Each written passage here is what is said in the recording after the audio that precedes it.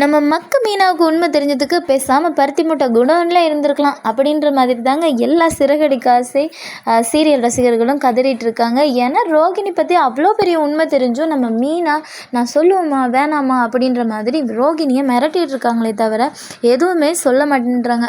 அதுவும் இல்லாமல் வளமைக்கு மாறாக தப்பு தப்பாக சமைக்கிறதும், குழம்புல உப்பு போடாமல் இருக்கிறதும், சாம்பாரை ரசம் மாதிரி வைக்கிறதுமான பிள்ளைகளையே தொடர்ந்து செஞ்சுட்டு இருக்காங்களே தவிர அங்கே என்ன நடந்துச்சு அப்படின்ற உண்மையை அவங்க ரிவீல் பண்ணுற ஐடியாவே அவங்களுக்கு இல்லை. இதுக்கு நடுவில் நம்ம ரோகிணி நம்ம மீனோட மனசை ரொம்பவே கலைக்கிறாங்க. நான் கிறிஷை பெற்றுக்கிட்டது ஆசைக்காக இல்லை, என்னை அப்யூஸ் பண்ணி தான் அந்த கல்யாணமும் நடந்துச்சு. ஏன் தப்பு இல்லை மீனா, எனக்குன்னு ஒரு வாழ்க்கை வேணும்னு நான் நினச்சேன். முன்னாடி இருந்த வாழ்க்கை நான் விருப்பப்படாத வாழ்க்கை, ஒரு பொண்ணா எனக்காக மனசு இறங்க மாட்டீங்களா அப்படின்னு புதுசாக ஒரு கதையை ரோகிணி சொல்கிறாங்க. இது எந்த அளவுக்கு உண்மை பொய் அப்படின்றது நமக்கு தெரியாது. மொத்தத்தில் சீரியலை பொறுத்த வரைக்கும் நம்ம மீனா உண்மையை சொல்ல மாட்டாங்க. அப்படியே உண்மை சொல்ல வரும்போதும் கண்டிப்பாக மீனா பக்கம் தான் தவறு வர மாதிரி இருக்கும் அப்படின்றதையும் எதிர்பார்க்கலாம். தொடர்ந்து பார்க்கலாம் சிறகடிக்க ஆசை இன்னும் என்னென்ன எபிசோட் மொக்கையாக வரப்போகுது அப்படின்ட்டு.